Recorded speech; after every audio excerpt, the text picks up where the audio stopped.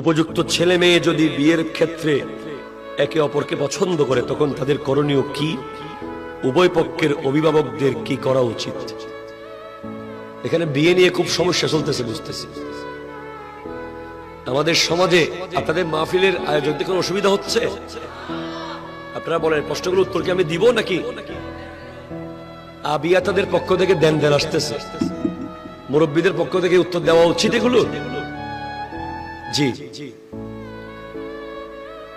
আমরা করেছি কি, বিয়েকে বানিয়েছে কঠিন, জেনাকে বানিয়েছে সহজ। কেন? উপযুক্ত হয়ে গেছে সন্তান, বলে ঘরটা একটু বাঁধি, ঠিক কিনা? আজও তো হটে আমারও, তুমি জাহিন না করার বউরে কি হাবাবি,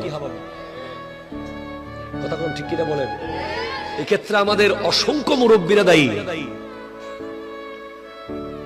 আপনাকে মনে রাখতে হবে রিজিকের মালিক কে। আরো জোরে বলেন কে? সবচেয়ে সুন্দর একটা হাদিস এখানে আছে, তোয়ামুল ওয়াহিদে ইয়াকফিলিল ইসনাইন, দুইজনের একজনের খাবার দুইজনের জন্য যথেষ্ট, এটা ইসলাম। তোয়ামুল ইসনাইনে ইয়াকফিলিল আরবা, দুইজনের খাবার চারজনের জন্য যথেষ্ট। তোয়ামুল আরবাতে ইয়াকফিলিল সামানিয়া, জোরে বলেন সুবহানাল্লাহ। চারজনের খাবার আটজনের জন্য যথেষ্ট, এটা ইসলাম। এখন আমাদের অসংখ্য অভিভাবকরা তাদের সন্তান বিয়ের উপযুক্ত হওয়ার পরেও ঘরটা একটু বাঁধি, বেতনা একটু বাড়ুক, এদিকে তোর জন্য রুমটা একটু করি, ওইদিকে তোর বোনটাকে আগে বিয়ে দি। ভাই, বোনের বিয়ের সাথে ছেলের বিয়ের কি সম্পর্ক?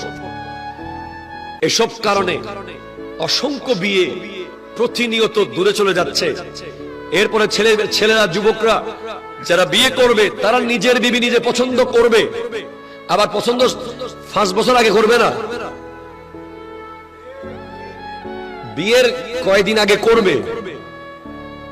কিন্তু এখন পছন্দ করতে যায় ভাবি অথবা দুলাভাই অথবা বন্ধু। একজন এসে বলে একটু পা বাঁকা মনে হয়েছিল, আরেকজন এসে বলে একটু চুল বেটে মনে হয়েছিল, আরেকজন এসে বলে একটু হালকা কালা মনে হয়েছিল। এই করতে করতে 6 বছর হয়ে গেছে, এখনো বউ ঠিক করতে পারতেছে না, ঠিক কিনা কথা বলে?